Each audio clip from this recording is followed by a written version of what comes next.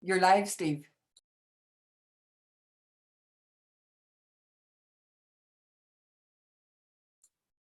And you're live.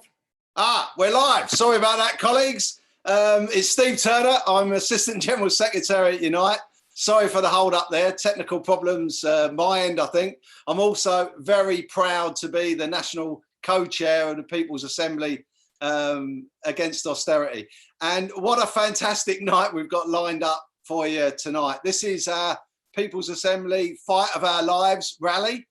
It's the first opportunity that we've had to do a Zoom rally, I think. Normally we're negotiating with councils and the police and everybody else to try and get thousands of people onto our streets to protest and campaign.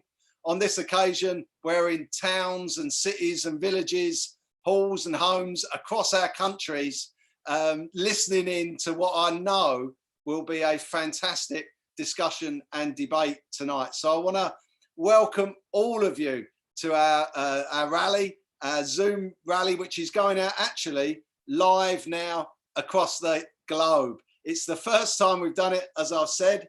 It's trade unions, political speakers, of course, including our very own Jeremy Corbyn.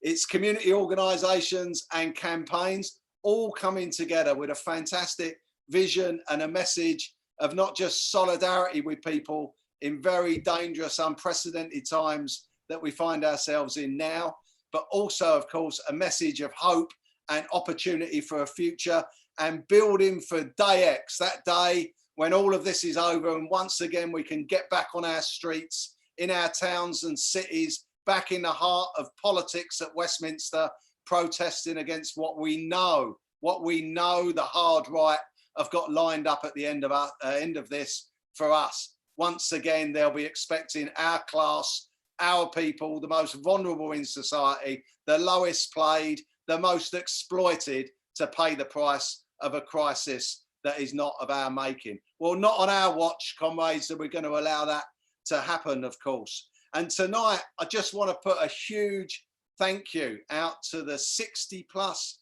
organisations that have given us their social media platforms for the next 90 minutes to run this live rally. So we're streaming now on Facebook, on Twitter, on our YouTube channel as well, to give you the best opportunity that you can have to listen to some fantastic contributions from across our movement. I just wanted to say a few words about the People's Assembly because we're a very broad organisation, as those of you that are involved with us will know. We tend to leave outside of the room what we don't agree on, and we campaign on those issues that we can agree very strongly on. So you're going to hear different views tonight. They're not all going to be views that everybody agrees with. They're not going to be the views necessarily of the People's Assembly. They're going to be the views of those campaign organisations, trade unions and politicians that are making the contribution at the time. So we treat everybody with respect. This is a legitimate discussion about our future, a new economy, a new politics coming out of a very, very dangerous situation that we found ourselves in right now. And I just want to start off really before introducing our first speaker by saying, I think on behalf of all of us, how much respect and pride we have in those that are jeopardizing and putting their own lives at risk right now in incredibly dangerous circumstances to save all of us. And that's our healthcare workers, our NHS workers. In fact, all of those that have been working through this pandemic, whether that's bus drivers, refuse cleansers, street sweepers, local authority workers, warehouse workers, anybody that's continued to work through this pandemic to ensure that we can continue in the best way that we can whilst being on lockdown at home. And many, far too many, of course, have lost their lives in this process. And I think we'd all want to pay our respects to those at the start of this, because I know at the end of this, we're going to finish in time for you to go out at 8 o'clock and make that huge public tribute to all of those that are risking so much to help us in these circumstances. So we're going to close down tonight by 7:45 to enable all of that to take place. Look, without any further ado, it gives me great pleasure to start this whole night off by introducing our first speaker. That's Zita Holborn from Barrack. Zita is the National Vice President for more than 20 years of PCS, the Public and Commercial Services Union, 20 years experience of trade unionism. She's the co-founder and the national chair of Barrack UK, and she's a huge supporter of what we're trying to do here and has always been with the People's Assembly. So without any further ado, over to you, Zita. Thank you very much, Steve. Greetings, everybody. I would like to start by sending my deepest condolences to those people who have lost loved ones, who've lost friends, family, and colleagues. Many of you would have seen the ONS report or the news reports about it today, which confirmed what we've been saying in Barrack UK and amongst Black communities for several weeks now, is that Black and minority ethnic people are dying disproportionately from coronavirus. And the ONS data tells us that Black people, those from the African diaspora, are 4 times more likely to die from coronavirus than white people, and Asian people 3 times more likely to die. And many of the factors relating to that, I think the ONS refer to, confirm what we've been saying, that this is about socio-economic issues, where you live geographically, class, poverty, and discrimination. And it's no surprise to me that Black workers are situated in those frontline jobs with no PPE, no regard for their safety, most at risk. And so we need the government to actually take urgent action. They say that they're conducting an inquiry, but people are dying every day and we can't wait for an inquiry. That inquiry needs to be one that Black communities can have faith in, but it needs to be fast as well. And in the meantime, there needs to be urgent action. And if there is no assurance given that proper and full protection will be given to those workers on the front line, most at risk of dying, then they need to be removed from those frontline jobs. And if that means they have to stay at home to protect them on full pay, then that needs to happen. We've just come out of, and not even really come out of, over 10 years of austerity, which had an adverse disproportionate impact on race grounds. And that also amplified the racism and injustice that Black and minority ethnic communities and migrant communities have faced.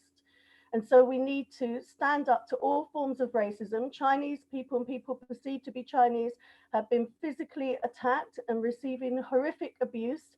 So we have a responsibility collectively to stand up to racism, to not allow racism to happen going forward, because as we go into another economic crisis, Black people are going to be bearing the brunt along with other equality groups of that economic crisis. And again, in the worst jobs, on the lowest pay and precarious work. So stand up to racism, stand up to injustice, and let's fight for protection for all workers, and let's put people before profit, people before money. Thank you. Wow, thanks very much. Thanks very much for that start to what is a fantastic night, I'm sure, in front of us, Zita, raising a whole host of questions there that I'm sure we could debate for many hours in different circumstances, unable to do so today, of course, but laying out the case with first-hand experience there of the disproportionate impact that this pandemic is having on Black and ethnic minority communities in the main, and of course the case for that inquiry that we know will come as we start to hold this government to account for its failings. So standing up to racism, we will not let race divide us. We never have, and we're not going to allow it to divide us in these circumstances.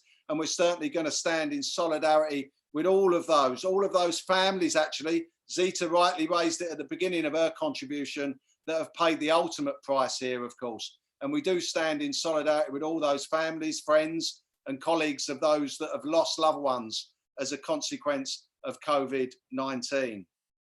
I just want to say that the way that this evening will be organised is that each speaker's got 3 minutes to speak. And at the end of it, whilst when we're normally on a stage somewhere across our country, it's the Graham Norton chair or the shepherd's crook that we try to get out to get people off stage. Well, we haven't got to do that here. We have control. And at some point, we will simply shut people up digitally by shutting off the microphone. So that's the way it'll work. Speakers have got 3 minutes to make their contributions, and then we'll move on as best as we can, because we've got a lot of speakers to get through tonight. I just want to steer towards the comments page. You can make a comment online, of course, in support of what we're doing tonight. Set up your watch party and get people organised on your Facebook site, Twitter accounts, or whatever it is that you're using right now. Our hashtag, of course, is health before profit, and making sure that, you know, we're looking after our class, ordinary people here, and making sure that the organisations that are fighting against us and will be looking for working class communities to pay the price at the end of this are not successful. So I want to go on now to our next speaker, of course. Our next speaker is someone who's represented the Green Party for 7 years in a past life. He's now part of Extinction Rebellion's political strategy team. She's a full-time volunteer. She appears quite regularly on TV and the media as a spokesperson for Extinction Rebellion. And without any further ado, I'm going to hand over to Sarah Lunnan. Go ahead, Sarah. Thank you very much, Steve. So across the world today, right now, we face what the Bank of England forecasts will be the worst economic contraction ever. And there is almost universal recognition that governments must act on public health and to protect us from the coming economic storms. It would appear that the age of austerity is ending. The question is, do we ensure governments invest in planetary repair, or do we continue on the path leading to the destruction of life on Earth? The continuation of high carbon extractive industries will seal our fate. I am not going to quote climate facts, but I will sketch out what we, those of us watching here now, face. Life on Earth is dying. We are in the 6th mass extinction event. Our seas are poisoned, acidic, and rising. Vast tracts of land risk becoming uninhabitable from flooding and desertification. Already, many do not know if they should stay in their homes or if they leave, where they can go. And the brutal truth is, it's going to get worse. We are on course for 4 degrees of heating. We send our children to a future on an unknown planet, for no human has ever lived before in such a world at such a temperature. There will be no hiding place from the impacts in our country or anywhere. Anywhere. We will not go from here straight to catastrophe. On the way, we will lose everything we cherish: our NHS, our schools, our communities, our farming, and yes, those we love. Yet the measures taken to counter the COVID-19 pandemic illustrate that radical, almost impossible action can be taken in short periods of time. Air pollution has vanished during lockdown. Yet the cost has been tremendous. We halted due to a car crash rather than applying the brakes. The external shock of COVID-19 will not be the last we face, as those bunch of left-wing hippie activists, JP Morgan, BlackRock, McKinsey, the World Economic Foundation, you know, those usual suspects have all pointed out, more are coming. And the shocks from the collapse of the natural world will be greater and unending. As with climate, as with corona, risks have been and are being ignored. The calls for evidence and action cast aside. The common interest ignored in favour of short-term gain.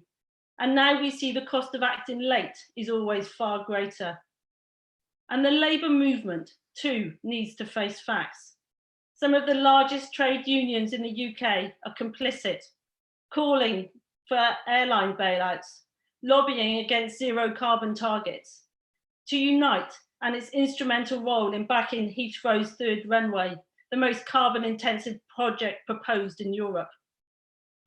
By continuing down this path, some of Britain's biggest trade unions risk stranding their members in carbon-intensive industries which must end, or we gamble with our future.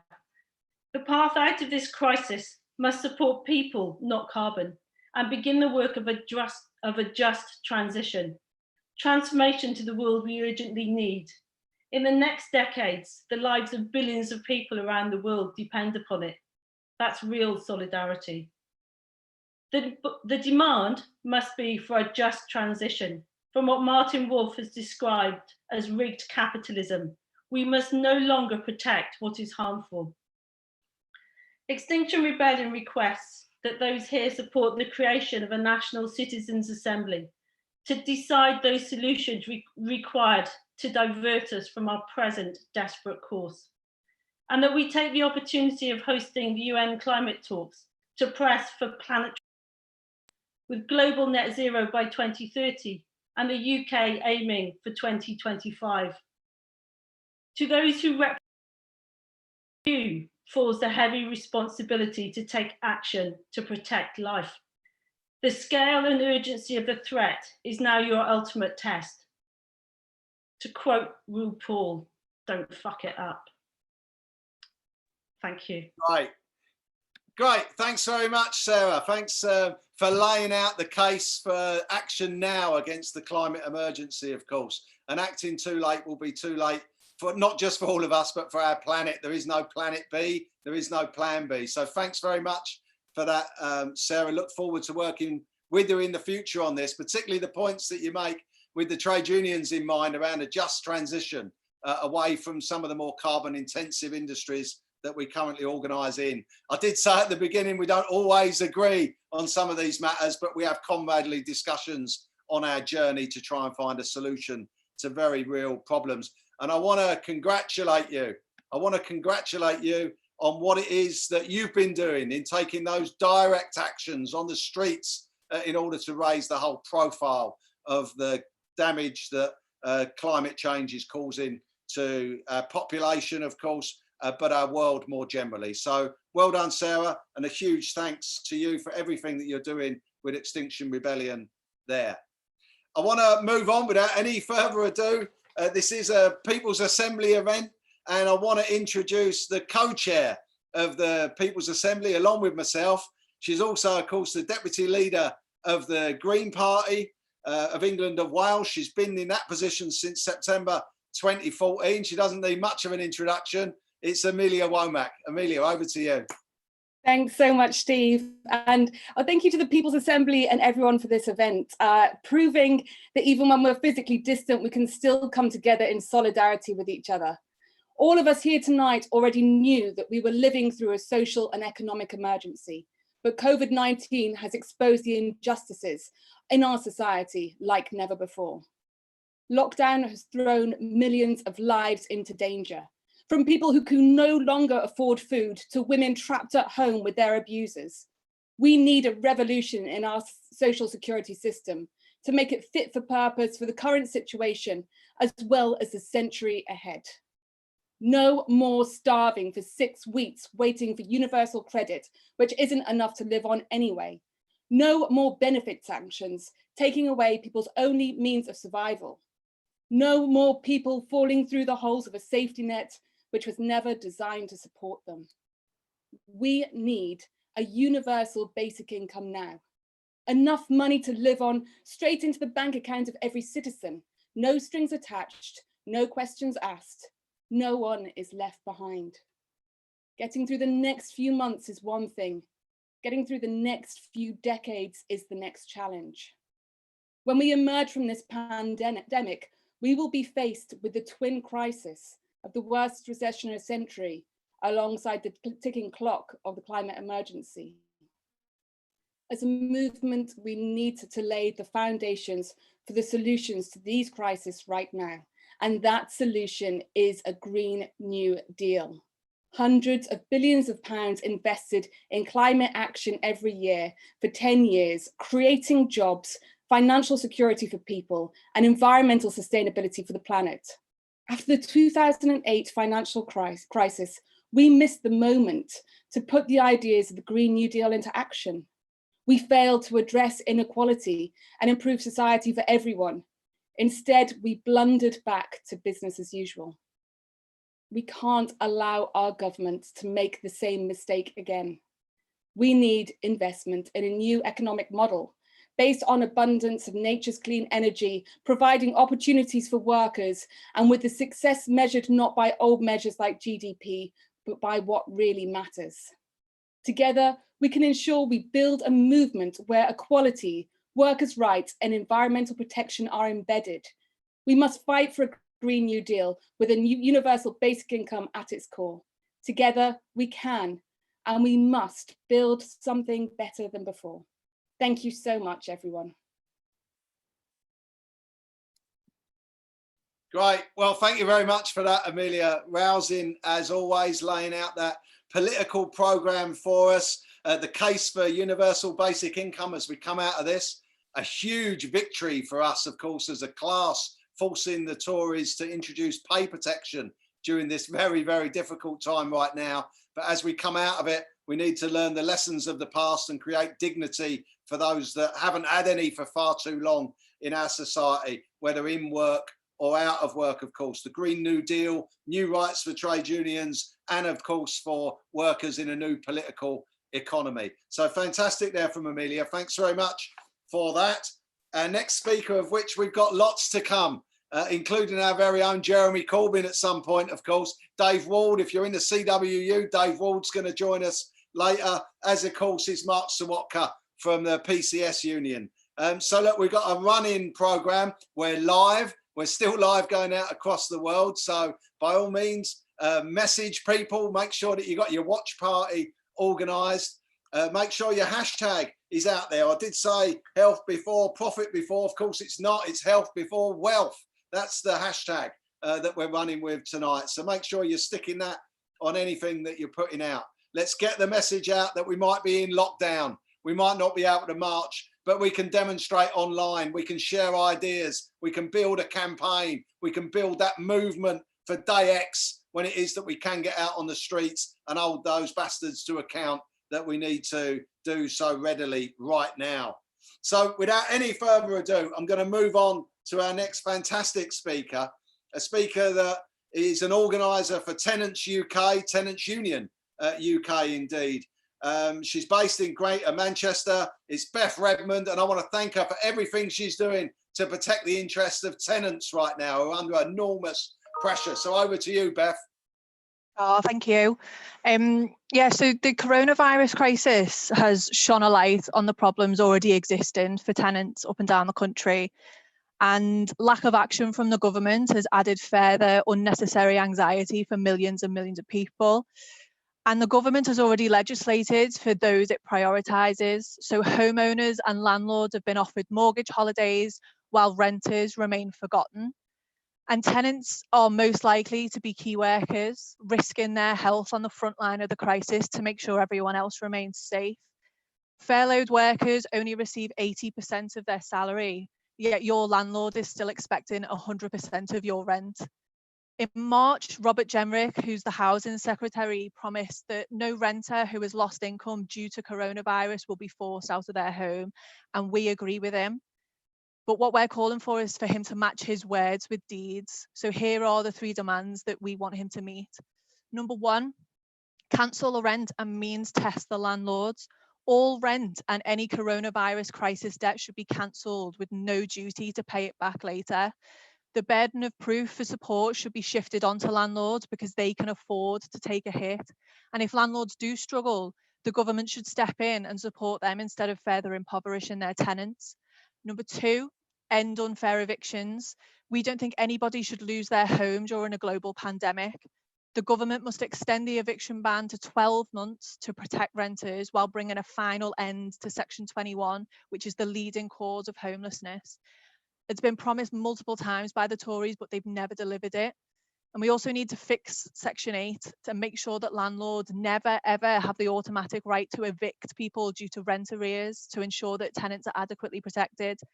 And number 3, we need benefits that actually benefit us. We need to scrap the 5-week wait for universal credit, which leaves millions of people being forced to choose between eating and paying their rent, and implement grants instead of loans, which push the working class further into debt that they can't afford.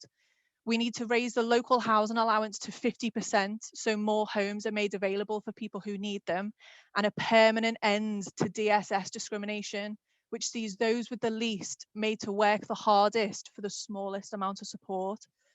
And we must secure permanent housing for those currently living in temporary accommodation, so those who've experienced homelessness already are not forced back onto the streets when this all ends. Homelessness exposes capitalism's inability to care, and coming out of the coronavirus emergency, we need to demand a new normal for renters. The only solution to the housing and homelessness crisis is decommodified council housing with no fear of eviction or unaffordable rent, for stability and dignity for workers across the country. If you are in rented accommodation, then you should join a tenants association, start one if there isn't one already, and affiliate to your local tenants union so that we can all be in this fight together going forward. Thank you. Brilliant. Thanks so much. Thanks so much, Beth, for that outstanding contribution and for all of the work that you do defending tenants across the UK. I know that we've worked together with our community organisation in the Unite, because I'm responsible for it, ending those evictions and defending people from unjust eviction, of course. So 3 fantastic demands there. I'm going to remind you of them because they're all great. Cancelling rent, of course, rent arrears and means testing the landlords, ending evictions and ending Section 21, and making sure that we got benefits that benefit us, scrapping universal credit and putting in a fair system of social solidarity that makes sure that nobody's left behind in the 6th richest nation on our planet, with a massive program of council house building. So a fantastic contribution there from Beth. Thanks so much for that, and thanks so much for everything that you do. I'm now going to move on to a colleague who can speak, no doubt, with first-hand experience of what it's like not just to be a worker in our National Health Service, but now to be organising workers in our National Health Service. This is Helen O'Connor. She's a GMB Health Organiser, and thanks for everything that you do, Helen, in defending our class and those that are fighting so hard to defend us right now. So Helen, over to you. Thanks very much, Steve, and thanks for having me on, everybody. The COVID-19 pandemic has revealed for all to see the necessity of a properly funded NHS. It has brought into sharp focus the unacceptable way that NHS workers are being treated. These workers are on the front lines. They're treating patients who are most seriously ill with COVID-19. NHS workers, from porters through to nurses, doctors, cleaners, are the ones at highest risk of contracting this deadly virus. In spite of government failings, NHS staff continue to do amazing work. Every day, they've been going into the hospitals without the PPE that they need. Every day, they've been facing down fear and anxiety as they watch patients die of COVID-19 while they're unprotected themselves. GMB NHS members are amongst the people who are enabling COVID-19 patients to recover from COVID-19 and walk out of the hospitals. But the high death toll in Britain is the result of not just a failed pandemic strategy, it is the consequence of years of cuts and privatisation of our NHS. Privatisation is the organised, legalised theft of our public assets. Our outsourced migrant hospital members, many are migrant workers, they don't even get decent wages that they can live on. They don't even get sick pay from day one. They're bullied, they're undervalued and treated as dispensable. We are dealing with cases where low-paid outsourced workers are being threatened with disciplinary action for asking for PPE. We have a situation where many NHS managers are in denial about the seriousness of the conditions that the NHS workforce are facing, and where clinicians are being silenced for speaking out about the realities that they're facing on the front line. If we as a movement are to come out of this pandemic, we need to understand that the Tories will want us to pay for their crisis. This means we need to be clear about our demands. The NHS cannot go back to the way it was before. There was chronic underfunding, and hospital workers are being outsourced to exploitative private contractors. There needs to be a concentration on clinical delivery rather than wasting our money on bloated layers of NHS bureaucracy. We must fight to ensure that the voices of nurses, doctors, and other NHS workers are heard above that of the Richard Bransons of this world. We must start with making sure that NHS staff on the front lines get fair pay, decent health and safety protection, equal treatment, and the justice that they need and that they deserve. We must fight with total determination for our NHS and all of our vital public services. But most of all, the trade unions must unite together to ensure that we will never, ever again allow these attacks on our NHS. Thank you very much. Well, fantastic. Follow that, as they say. Thanks very much for that, Helen. Another rousing contribution there from someone that's organising in the NHS right now, but spent 28 years of her life as a nurse in our NHS, so knows from frontline personal experience what it's like and what it must be like in those organisations right now, struggling to get PPE, struggling to get the proper funding that they deserve, fighting against outsourcing, and of course the need for delivery rather than bureaucracy across our National Health Service and social care system. So a fantastic contribution from Helen there. Thanks for everything that you're doing trying to organise workers there as part of our movement, Helen. Really, really appreciated. Our next speaker is someone that doesn't need much introduction for those of you that know the People's Assembly, of course, because this colleague has been a political activist here in Britain, an academic for many, many years, a writer who's a national officer for the Stop the War Coalition, a founding member of Counterfire, and has been involved in the People's Assembly since its outset. I give a very, very warm welcome to John Rees from the People's Assembly to take the stage. Over to you, John. Thank you, Steve. I want to start with this thought. This is an enormous crisis for people's livelihoods already, and in the coming depression, people's wages, jobs, conditions are all suffering and going to suffer if the Tories get away with their plans.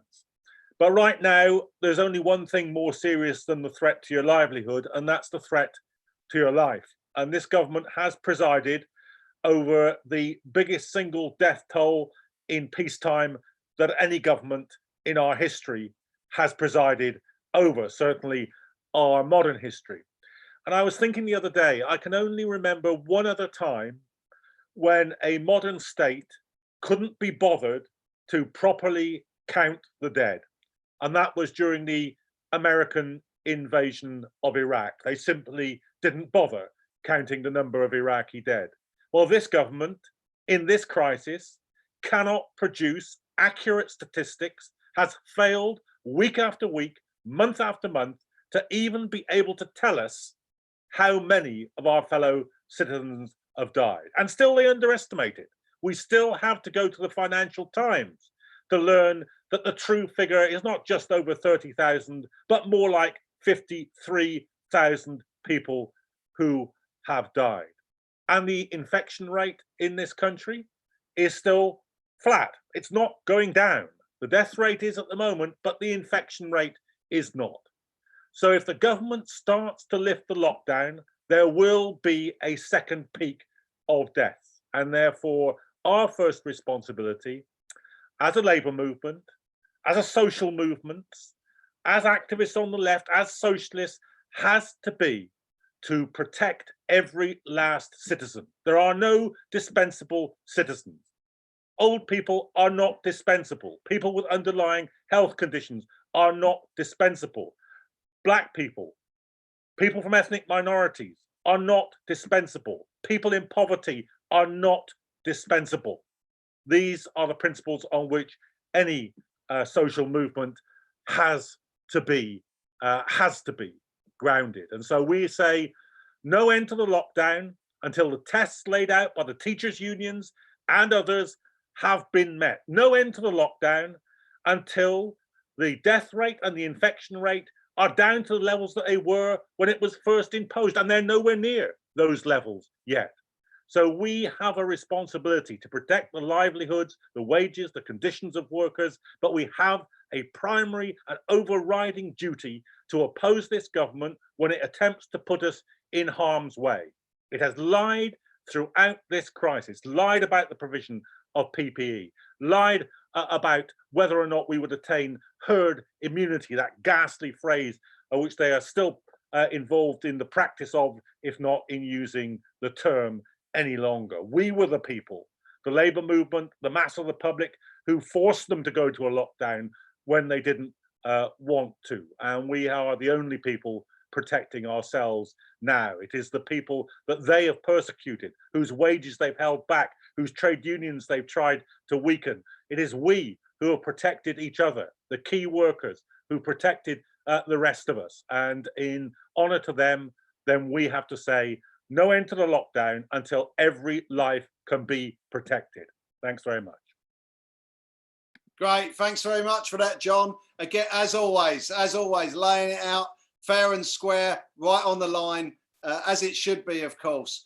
You know, we're presiding over the largest death toll, you rightly say, John, in UK modern history. Over 30,000 people dead now here in the UK, second only to the United States. What a disgraceful indictment of a failing government that is, of course. And outlining our responsibility, not just to fight this government and expose its lies, but to fight for that better, fairer world for all of us based on social solidarity. So thanks very much for that, John. A rousing contribution, as always, comrade.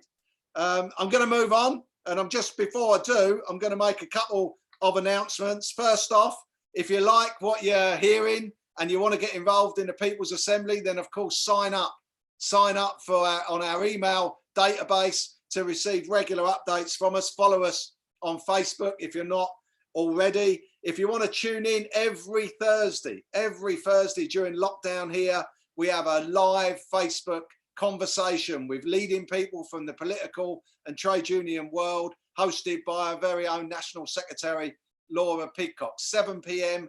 every Thursday, live on the People's Assembly Facebook. So tune into that. And if you like what you're hearing now, then push the share button, of course. Let's get this trending out there across all social media platforms. As I said before, we're supported by over 60 organisations that have given us their hour and a half on their platforms tonight to broadcast this live across the globe. So fantastic tribute to everybody that's played their part in bringing tonight around and making it the success that I know it is already and will continue to be as we move on with our next speaker. Our next speaker is the president of the RMT, the Rail, Maritime and Transport Union. He's here today speaking on behalf of the Communist Party of Britain. Of course, it's Alex Gordon. Alex, over to you, mate. Thanks, Steve, and thanks to everyone at the People's Assembly for the work you're doing. I feel like I've had a bit too much Zoom. I can't wait for the People's Assembly to call a national demo to defend our NHS on the streets, IRL, in real life. I'm a transport worker. My union, RMT, represents transport workers. We know it may not be possible to all travel to come together, but we will mobilise in every town and city with our local mutual aid groups, trade union branches, trades councils, people's assemblies, housing and health campaigns. So I want to thank the many thousands taking part in this rally tonight. We know, and you know, that thousands more would be joining us tonight, but they can't because they're working on the front line as shop workers, delivery drivers, cleaners, carers, doctors, nurses and other healthcare workers, rail, tube and bus workers. And we send our solidarity to them, the 50% of Britain's working population who have never been in lockdown, and after years of low pay and job insecurity are suddenly revealed as Britain's essential workers. To them, the Communist Party says no return to neoliberal normality, no return to tolerating homelessness, to underfunding and privatising health and social care, no to workers being left without contractual sick pay when they fall ill, no to low pay and 0 hours contracts. And we know the leaders of all the main political parties do want to return to this normality as soon as possible. But people can make a new political reality. People now expect governments to take responsibility for practical issues. We've seen how quickly a new hospital can be built if the political will and the public, not private, investment exists. The Communist Party calls for unity behind an irresistible, unstoppable demand to put the needs of the people first. Let's use the dividend from leaving the European Union to develop public health and welfare services. Let's scrap Trident, a so-called independent nuclear deterrent controlled by the US president. Let's use the Trident dividend for just transition from arms manufacturing to socially necessary industries and technology. We can end uncertainty over jobs and futures facing millions of workers and school leavers at the moment. So let's demand quality work for all, and let's take inspiration from socialist Cuba. Cuba tests twice as many people per head of population as Britain. Cuba leads development of effective vaccines for COVID-19, such as interferon alpha B. Cuba has suffered 58 deaths. In the US, almost 75,000 people have died. In Britain, the figure is over 30,000. This shows the difference between a society run by and for the people and one run for profit. Above all, join a trade union, get organised, build your local people's assembly. Let's go forward to socialism, not backwards to failed neoliberalism. Thanks. Brilliant. Well, once again, in fact, what a great team of speakers we've had. What a great lineup. And Alex, fantastic as always there, comrade. Again, waiting for the day X, that day when we can get back without any further ado on our streets and take the fight directly to the heart of government in Westminster and elsewhere across our nations, in towns and cities, building those campaigns and those protests, building the alliance that we need, that the People's Assembly has been so successful in doing over its time since its formation in 2012. We haven't split. We've left those things that we don't agree on outside the door to discuss in the pub afterwards. We built a platform on what unites us, and it's been our success all the way through that. So fantastic for that, Alex, reminding us as well that of all those essential workers, you didn't find any billionaires, any hedge fund managers, any bureaucrats. You found those health and social care workers. You found the refuse cleanser, the bus driver, the delivery driver and the warehouse worker. They're our essential workers and those that we stand up for in our trade union and wider labour movement. So a fantastic contribution. Thanks very much for that, Alex. Our next speaker comes from the Greater Manchester group of Stand Up to Racism, of course, an organisation at the forefront of fighting racism wherever it raises its ugly head. And I have great pleasure in introducing Nahalia Ashraf to speak on their behalf. Nahalia, over to you. Thanks, Steve. It's appalling that in the 21st century, we have a situation whereby Black people are 4 times more likely to die of a virus than their white counterparts, and it smacks of an unequal society. Some people will try to say this is in some way a direct result of our genes or our culture, like we're too stupid to understand social isolating. But let's be very clear about where the blame lies. This is about racism. This is about a society where institutionalized racism is rife, and it results in Black people being poorer, which means we have poorer health, we're more likely to have underlying health conditions, so that if we do contract the virus, we're more likely to have severe symptoms and die. And it's this poverty that means we're more likely also to be living in overcrowded accommodation, which makes it harder to isolate. Some of the most deprived areas of the country have fewer green spaces. And let's face it, most of us aren't lucky enough to break the lockdown rules to travel to our weekend home to recover, unlike the Prime Minister. In reality, our Black men are the ones getting stopped, questioned and arrested for delivering much needed supplies to their vulnerable relatives or neighbours. Another reason why we're seeing more deaths of Black people is that they're the backbone of their NHS. Stand Up to Racism has for so long been saying that migrants make our NHS, well, it couldn't be clearer to see than now. And if we're not working on the front lines of the NHS, whether care workers, whether the ones working in supermarkets or other key roles, whether low-paid immigrant workers that this government goes on about when they talk about low-skilled workers they don't want. This is why Stand Up to Racism is demanding an independent inquiry, a public inquiry, not the usual whitewash that we get when the Tories run an inquiry headed up by their mates. And let me be clear, as a Muslim woman, I don't want and I don't trust any inquiry involving Trevor Phillips or his company. We want a public inquiry into the disproportionate deaths of Black people, similar to what we had with the Macpherson inquiry. We put a statement together on our website, and I'm sure people who are listening in today will support this, but I hope you all make the effort, go on the website and add your names to that statement and help us get it circulated as widely as possible. We also want to see all undocumented workers be given full citizenships. It's an absolute disgrace that immigrant NHS workers who are risking their lives to save others, they and their families are having to pay to use a service they're working so hard to keep running. These charges should be scrapped. And we're against the rush to lift the lockdown. Yet again, the Tories and their rich friends are putting their profits before our lives, and in particular the lives of Black people. Whether we're Black people or old or vulnerable, none of us are disposable. And I want to finish on this point.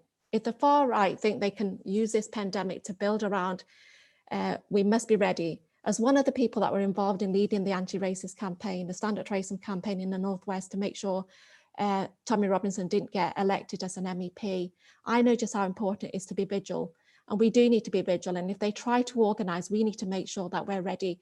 And I hope whatever campaign, and if we do have to set up a campaign to fight the far right, I hope everybody here today will join us in doing that.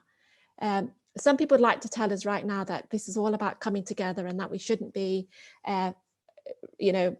the blame game. We shouldn't be playing the blame game, and actually that the virus is a great equalizer. Well, we know that's not true. We need to hold this government to account. They are responsible for making decisions that means people are losing their lives, and we need to say no. We need to say that actually our lives are more important than their profits. When the government promotes a hostile environment and attacks a windrush generation, it's Black people that are now the key workers keeping this country ticking over. We have to make sure this government starts making decisions that puts our lives at risk. Let's hold this government to account, and let's say our lives come before profits. Great. Thanks very much, Nahelia. Really appreciate another fantastic contribution there from Stand Up to Racism. Look, there's so many points that you raised there, Nahelia, that we'll go back to, I'm sure, time and time again, raising the disproportionate impact of COVID on our Black and our minority communities, of course. Those that work in the NHS, in care, in supermarkets. We're proud of everybody, of course, and we are supporting that call for that independent public inquiry. And by the way, congratulations for everybody involved in that fantastic campaign to keep that bastard out of Parliament there, Tommy Robinson up in the Northwest, when he had the audacity to stand to represent ordinary working class people that he wouldn't know if one of them walked up the high street alongside him and punched him in the face. So fantastic, well done for all of the work that you do there, of course. Our next speaker, moving on, we've got some fantastic speakers. I'm never short of surprises when I look down at my list of who you got coming up here. It is truly inspirational. Our next speaker probably needs no introduction to those of you that are active in our trade union movement, but I'm going to introduce him anyway. He's the General Secretary of the Public and Commercial Services Union, the PCS. It's the largest trade union representing civil servants here in the UK, of course, that are working so hard behind the scenes here to make sure that things keep running for us. And he's a fighter. He's a fighter for his class. He's a great supporter of the People's Assembly, and he's no one who's going to sit back and allow these bastards to get away with what they think they're going to get away with at the end of this. So without any further ado, over to you, Mark. Well, thanks very much, Steve. Good evening to everyone. Fantastic event, and I think the speeches so far have been really inspiring. Just a couple of quick points. Firstly, PCS members in the civil service, often forgotten about, but absolutely key workers. 20-fold increase in claims for universal credit is PCS members struggling to deliver that universal credit, and 40% of them are entitled to the benefits that they administer because of their low pay rates. In HMRC, we've got tens of thousands of people implementing the job retention scheme. 12,000 of those are on the national minimum wage. And in both departments combined, there are 100,000 fewer staff now than there were during the financial crash of 2008. So solidarity to all of our members and to all key workers, and particularly those NHS workers. People will know that having had a heart transplant, I've spent more time in intensive care units in the last 10 years than I care to remember. And I saw in the last 10 years the pressure NHS staff were under because of austerity and cuts. How they're coping now, I really don't know. They are amazing, and I take my hat off to all of them. But the 2 points I want to make, Steve, are this. But I do not trust our government. It is a rotten government.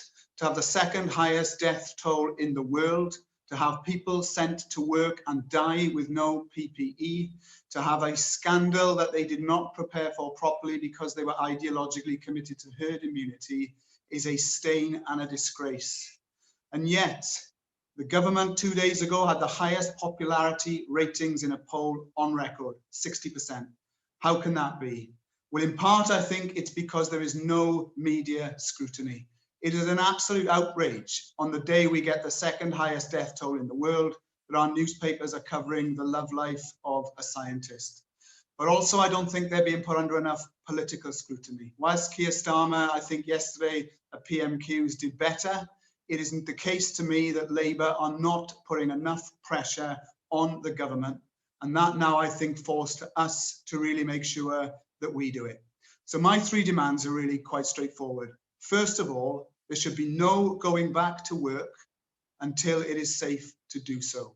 Whilst millions of people have always been at work, in unions like ours, we've been successful in getting up to 80% of people at home. We know that teachers, many people in education, have been at home. And yet now the government looks like it's prematurely sending people back.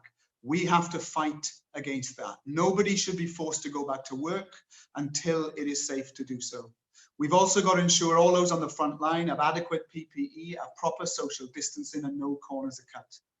It is a case in the civil service where we've had a high amount of deaths. There is a disproportionate amount of people dying who work for private contractors. Our cleaners, our security guards, the people often the bosses look down on are paying a terrible price, often without PPE. But we've also got to be clear that we've got to fight for our future. So my call in finishing is this. We have to resist being sent back to work too early. We need joint trade union action. We need campaigns in our communities to stop people being forced back to work in order to prepare the groundwork to defend every job, to fight for a decent social security system and a society that cannot go back to austerity, but one where people come first. Joint union action and joint campaigning can deliver it. That's what Boris Johnson needs to see. And when he sees that, his ratings will not be 60%, they will plummet. Let's all fight together to stop the government getting away with murder. Brilliant. Fantastic. Thanks very much for that, Mark. Another rousing contribution. You always stand up not just for your class and your people, but you offer solutions as well, Mark. So a huge thanks for your contribution here tonight. Frontline experience of fighting for our public servants, but also that very real personal experience from your own personal history about the importance of our health service and the wonderful people that work within it. Your three demands, and your demand most importantly for trade union action and campaigns to defend jobs and build that fairer society, that new politics, new economy. Colleagues, we've got 14,000 people, over 14,000 people watching across the various platforms that we've got online live right now. So what a fantastic event. I want to thank all of those behind the scenes at the People's Assembly that are making this work, of course. It doesn't just switch itself on and switch itself off. There's a lot of work going on behind the scenes. So thanks to all of you. I want to move on. I want to move to our next speaker because I'm conscious we've got to finish tonight before the 8 o'clock clap for our heroes in the NHS and social care. So I'm going to move on to our speaker, who's a disabled activist, worked within the disability sector now for over 20 years. She serves on the steering group for disabled people against the cuts. You've heard her before. I'm sure she's got some fantastic things to say tonight. Ellen Clifford, over to you, Ellen. Thanks, Steve. So the single most important thing that DPAC wants to get across tonight is the importance of not ending the lockdown too soon and until it's safe to do so. The pandemic has starkly exposed the inequalities that exist in society, whether through the disproportionate impact on Black and Asian minority ethnic communities, or through disabled people being told they won't get admitted to hospital, let alone receive treatment should they become ill. At a time that is enormously difficult for all of us, disabled activists and health workers have had to challenge NHS guidelines that sought to impose blanket rules about which groups of people are and aren't a priority for life-saving treatment. Over recent weeks, we've rightly heard about the scandalous situation where care home residents are being wiped out by COVID-19 and their workers put at serious risk through lack of PPE. An issue, though, that's still largely overlooked is the situation facing disabled people living in the community, with support workers coming in and out every day who are still without PPE. Now, I know I'm not alone in feeling beyond sick of my friends and my loved ones dying, of waiting every day to hear who's next and of what new hole is going to be punched into our hearts. We're losing some of our strongest campaigners. Last week, it was Manjeet Kaur, a DPAC member heavily involved in anti-racist work. This week, it was Sean McGovern, a staunch trade unionist with Unite, a good friend of mine and a key member of DPAC who I fought alongside for the last 10 years. If lockdown ends too soon, we will lose many, many more, either through the virus or through overstretched NHS resources not being able to respond to the illnesses and pre-existing impairments that disabled people have. And the cost to our communities paid by the working class will be heavier still. At DPAC, we're also particularly concerned about disabled workers who are receiving letters now as I speak, telling them they need to continue to self-isolate at least to the end of June, while being pressured back into work by their employers. And who will gain from all of this? Not disabled people. COVID-19 has made it sharply apparent how little worth society places on our lives, and not the undervalued frontline workers upon whom the running of society is dependent. It's of course the bosses who already have way more than their fair share who will benefit. The right-wing media are doing their best to help them, with headlines comparing the end of lockdown to a return to freedom, to sunny walks in the park and day trips to the seaside. In reality, a premature end to lockdown will mean a return to the daily slog, surrounded by yet more death. And that's why we need to continue to focus on the fight for PPE, for testing, and to protect our communities. If we don't survive, there'll be no society for tomorrow, and fewer of us will be left to fight to make sure society doesn't go back to how it was before the pandemic, and that we have the building blocks we need for a fairer society, such as a social security system that is actually fit for purpose, such as enough social care support for all who need it, and for a fully inclusive education system. This is quite literally a fight for our lives. So it's now more important than ever that we unite, that we resist, and that we win. Solidarity. Thanks so much for that, Ellen, and thanks for everything that you do, yourself personally, but those at DPAC, of course, as well, championing the rights of our disabled colleagues, but of course also fighting for our class on a much broader perspective. So well done. Thanks for that. Thanks for your message there. The message, disabled people in our community, of course, being cared for by those that are undervalued, underfunded, underpaid, and now without PPE as well. A crisis in our communities that needs resolving. Thanks very much for your kind words about Sean McGovern, a very close friend and comrade of mine as well, who tragically died yesterday. A great fighter for our disabled comrades. Colleagues, I'm going to move on because we're pressing time here as we move towards 8 o'clock as well. And I'm going to introduce our next speaker. Probably doesn't need much of an introduction to most of you. She's a socialist. She's an officer of Stop the War, of course. She's now working for the TUC here in London. She's Shelley Asquith, speaking on behalf of Stop the War Coalition. Over to you, Shelley.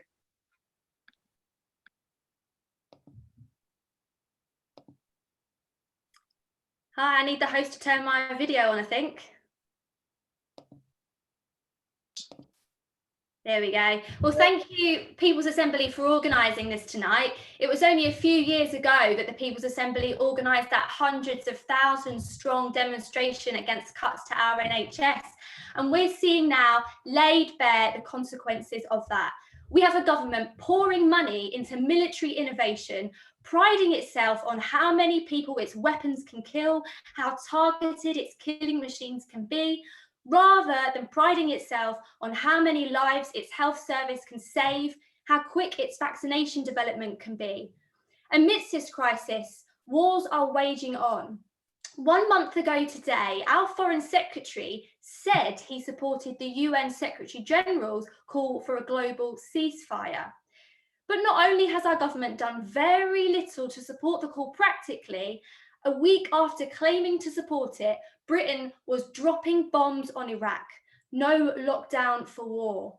So while doctors and nurses were going out to work, risking their lives to save coronavirus patients, our government was busy bombing. The only thing we should be doing in Iraq is withdrawing troops and offering support in the form of aid to a country whose infrastructure is decimated as a result of our government's wars. The pandemic is a global crisis and it requires a global response. We need international solidarity and we need to actually support that call for a global ceasefire. If you agree, sign our petition. Go now in a separate tab to stopwar.org.uk. Thousands of people have signed it so far, so make sure you're one of them. And we must not forget as well that not all war is waged with weapons. Our government is also engaged in economic wars. Our support for sanctions will be the death of many more Iranians, Palestinians, and people across the globe. People living under sanctions with limited access even to soap, clean water, and vital medical equipment. And while we know the shortage of ventilators and PPE is bad here, just imagine what it's like in a hospital in Gaza. If we really want to save lives, we need to end the sanctions, lift the siege, and withdraw troops immediately. And one of the other key demands as we come out of this crisis should be a demand to cut military spending, divert it into health and science and other public services. And I think that we'll see this crisis has reshaped people's views towards our own, on the economy, public services, and on matters of internationalism. And while the government will do all it can to push an austerity agenda, keeping the movement mobilised is as important now as it's ever been. So support our call for a ceasefire, sign up to Stop the War's mailing list, sign up to become a member. Once this is over, we're going to need to make these arguments on the streets as well as online. So help us build the movement. Solidarity, brothers and sisters. Fantastic. Again, a great contribution there from Shelley. Never fails to deliver, of course, speaking on behalf of Stop the War Coalition. A fantastic job of work you're doing there to raise the case for peace and against war around the world, of course. That eye-dropping, isn't it, that the UK government are dropping bombs in Iraq while failing to provide PPE for frontline health and social care workers. What a disgraceful position we find ourselves in. Comrades, I'm going to move straight on right now to another one, a fantastic leader of our trade union movement. Doesn't need much of an introduction here. He's a fighter. He's always supported the People's Assembly since its conception. He's the co-chair of Stand Up to Racism. It's Dave Wald from the CWU. Over to you, Dave. Thanks, Steve, and hi, everybody. Thanks for the People's Assembly for organising this event tonight. Last week, we saw Workers' Memorial Day take on probably the greatest significance in my lifetime. We also saw a couple of days later, International Workers' Day, take on a whole new way of us coming together when the TUC and all the trade unions launched our campaign for a new deal for workers. And I suppose what I'm here to say is that we have to capitalise on the new mood that is in this country. We have to capitalise on the new respect that there is for workers, and we have to make sure that that greater understanding amongst society and what really matters to people's lives actually turns into something concrete.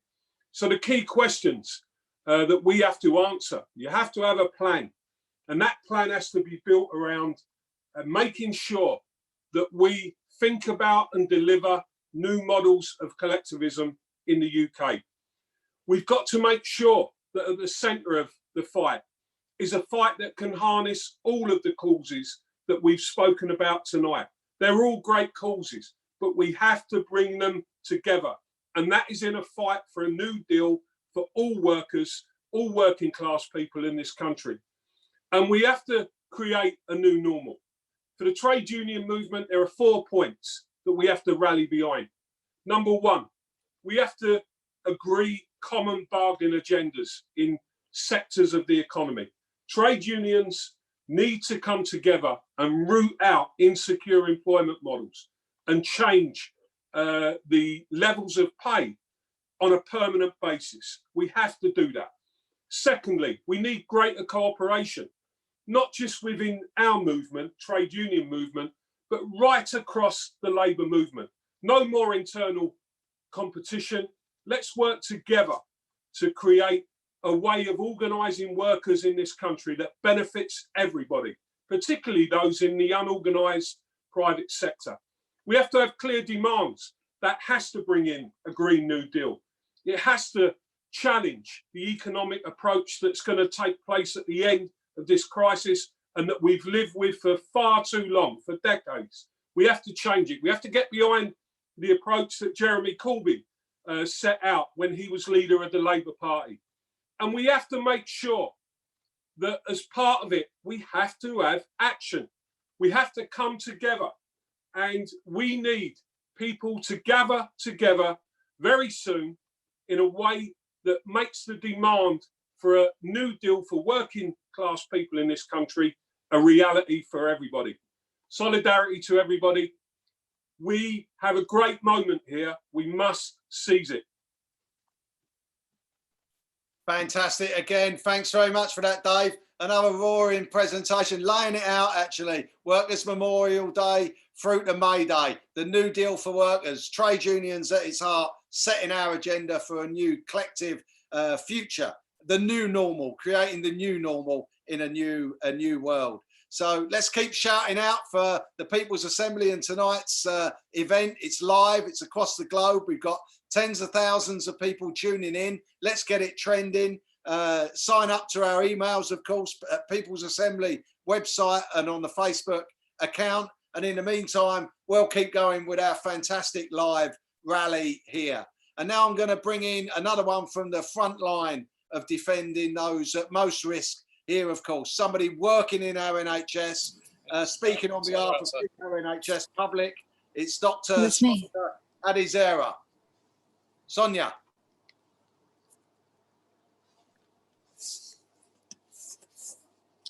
Hello, everyone.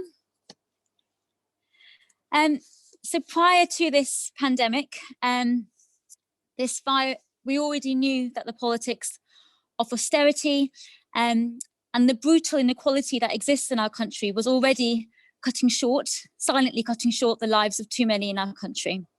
For the past few months, we've seen that the politics of incompetence and complacency, and to be frank, sheer arrogance from our political leaders has been costly. I think the failure to prepare, the failure to stockpile protective equipment, the confused public messages, the dismantling of our public health systems so that we've not been able to do mass testing.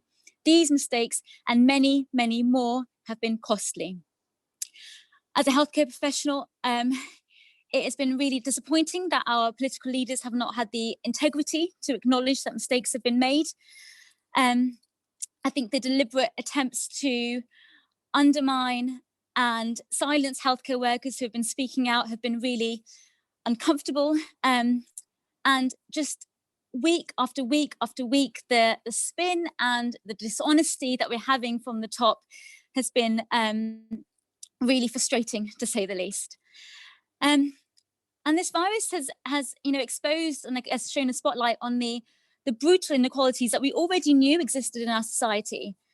So we know right now from this virus that people of colour, people living in more deprived areas of our communities are dying in much greater numbers.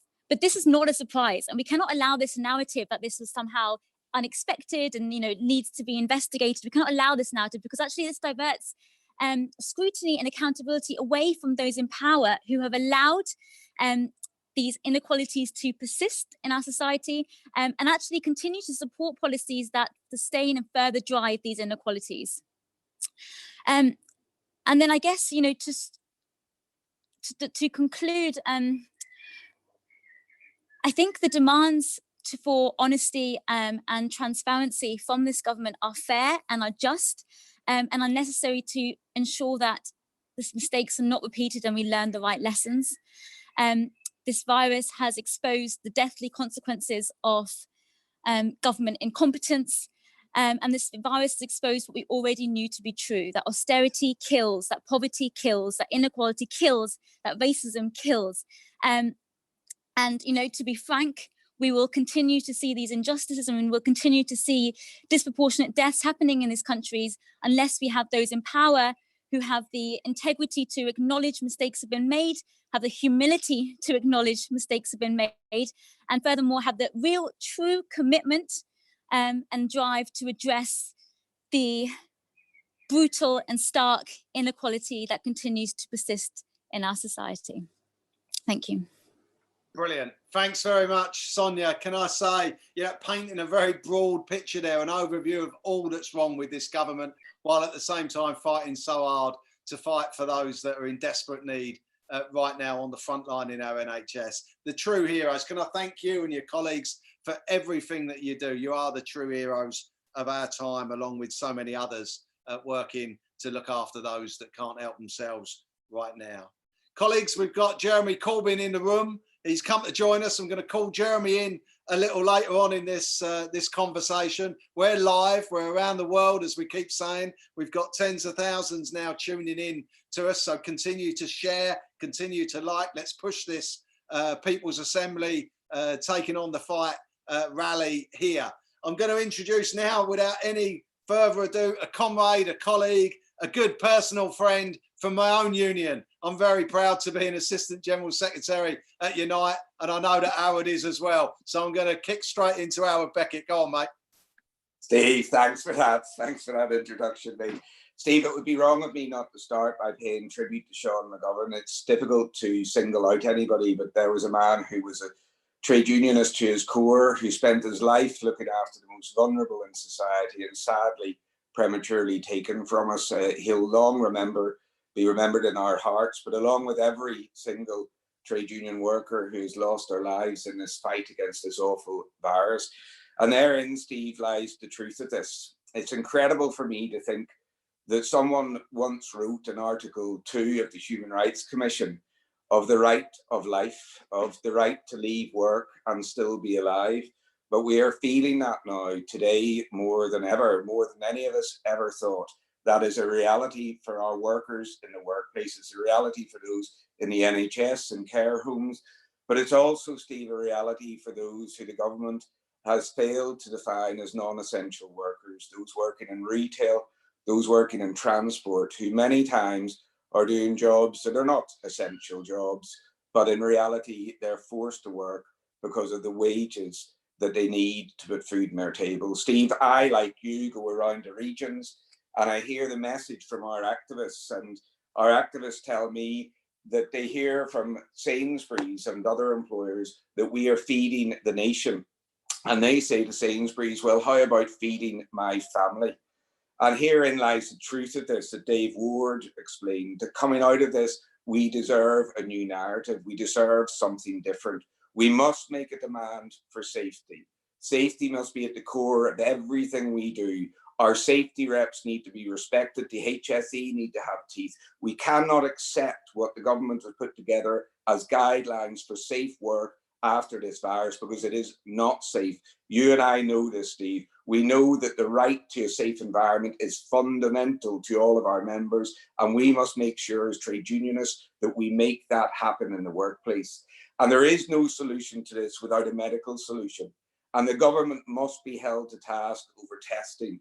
They must now test, and they must test everywhere, and they must put every resource into testing, because without a vaccine, there is no medical solution. And without testing, there is no economy to come back to, and people will continue to die and be put in an unsafe position. But Steve, more than ever, we must win the narrative now coming out of this crisis.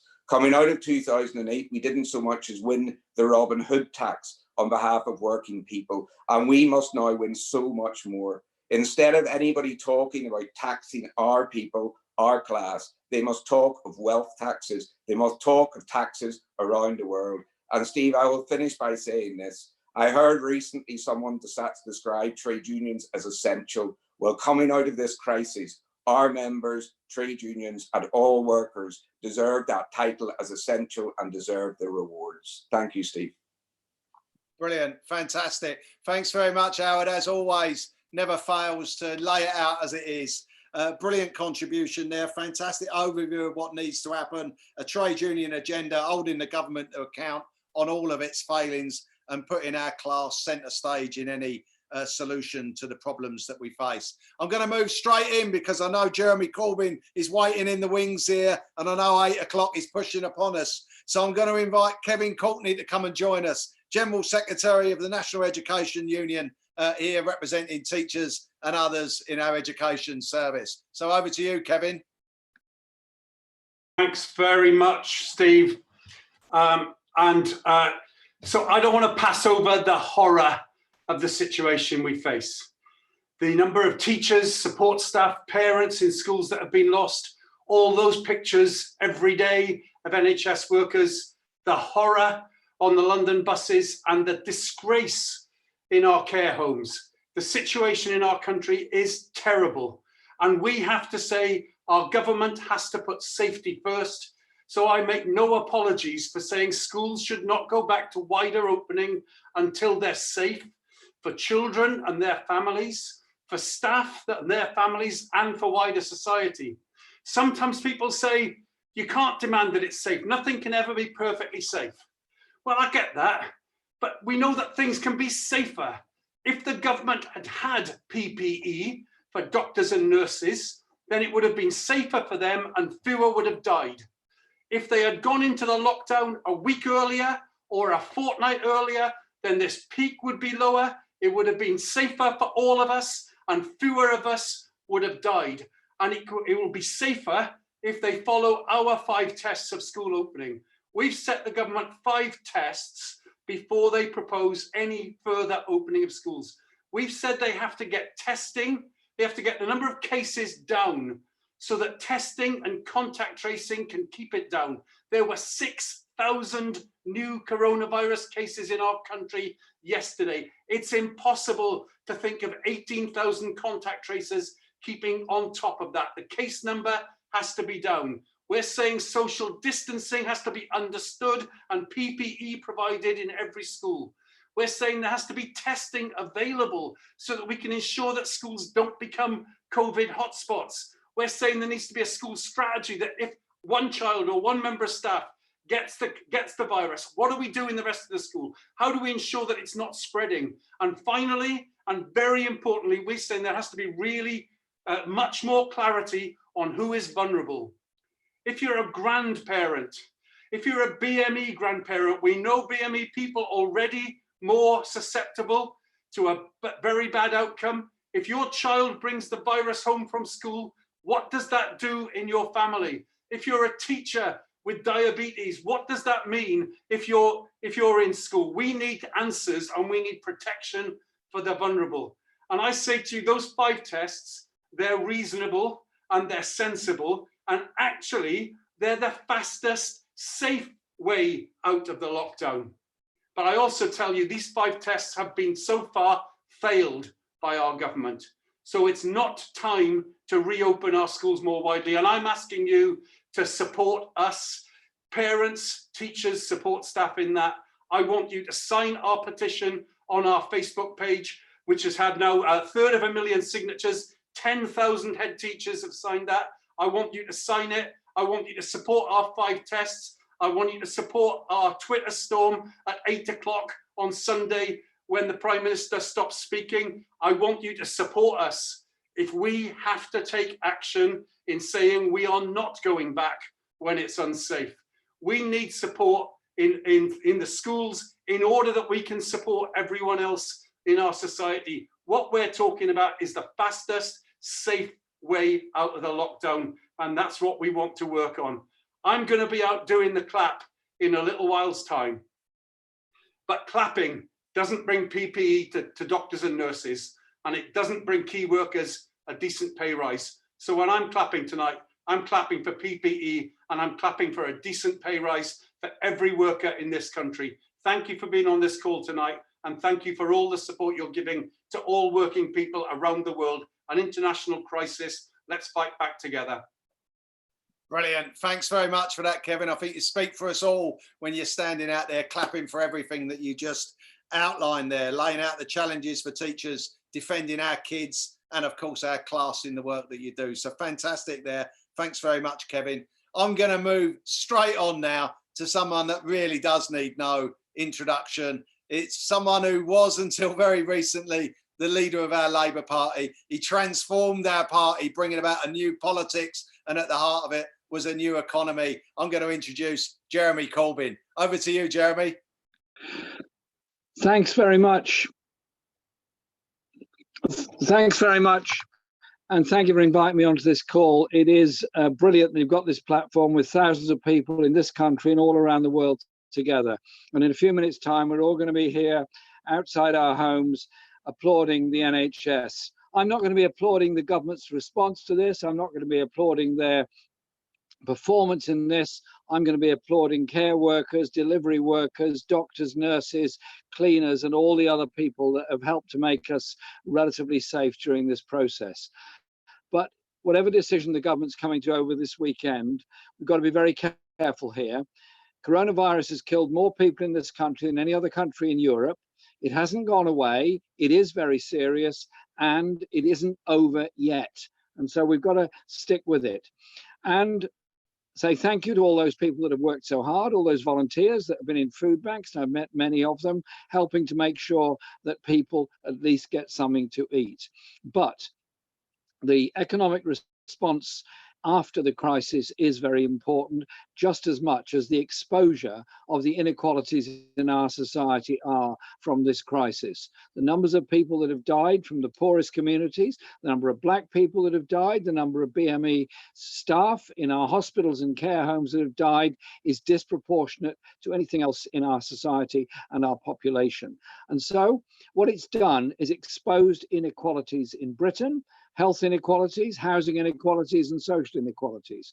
Coping with the crisis is difficult when you're stuck with a large family in a small flat and no garden and no balcony and nowhere to exercise other than half an hour a day going out to a park. What is exposed is an awful lot of things about our inequality. And globally, the reaction has been that the poorest people in the poorest countries suffer the most.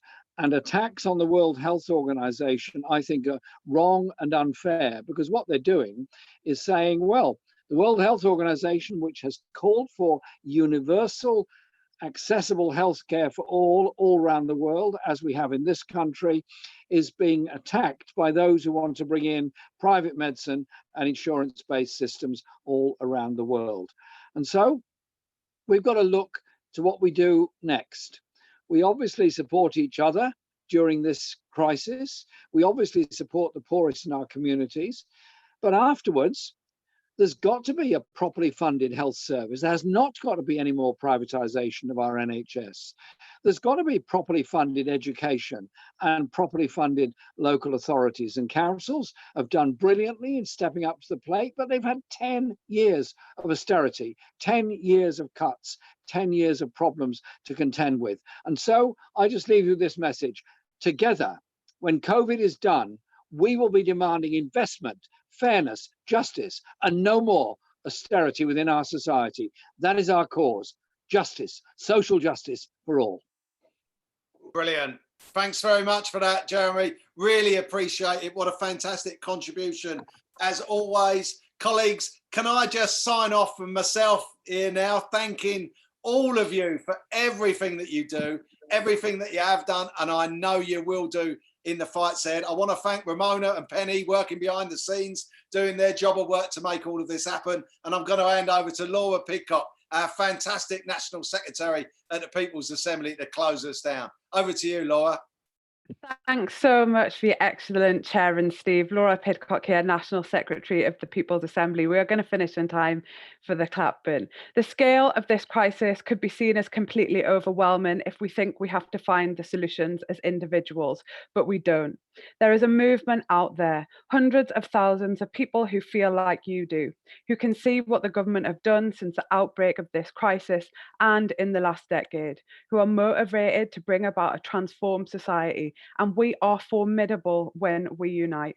We are now building for something unprecedented, something huge, the biggest coming together of working people through our pain, grief, and anger. And we will place that energy and all of that suffering into productive, positive pressure to change the system. Because we know that there are people who are living their last moments because of this crisis, who won't be part of the fight anymore. Some of those people have had to struggle all of their days within this punishing system, never having been able to bask in the fullness of life because they've had to survive first. It is therefore incumbent on all of us to carry on the fight, and a fight it will be, because those in government will try and rewrite history. They will not want us to remember that speech by our Prime Minister, or exercise sickness, or the exclusion of the virus from the high consequence infectious disease category, or the delay in the shutdown, the millions of workers who were not protected because they were never able to shield, the catastrophe over PPE. We won't forget the decade of austerity, the decimation of the welfare state, the privatisation of the NHS. We will not forget all of those who have died. We won't forget, but we will organise. We will organise for a new system. They won't persuade a nation that another decade of cuts is necessary, or that it is working people, the people who nursed, fed, taught, cared for the nation through this crisis, that it is them who need to pay for the crisis, while there is a proliferation of billionaires. We will, as a movement, secure pay rises for millions of workers. We will secure an end to in-work poverty, an end to child poverty, the restoration of a rich network of public services, a dignified and compassionate social security system, and an economic system which sustains, not drains the world. We will ensure our movement is a formidable force to be reckoned with, which ultimately will win for our communities. You are not alone in this struggle. Our problems are not individual ones. There is hope. It will not always be like this, because we'll make sure of it. Join the People's Assembly. Good night, sisters and brothers. Thank you so much for joining us tonight, and see you next week.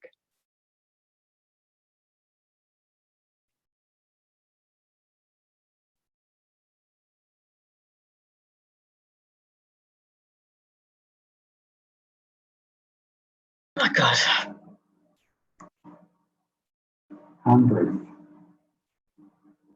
Thanks, everybody. That was really good. Well done, everyone. Jeez. Thank you.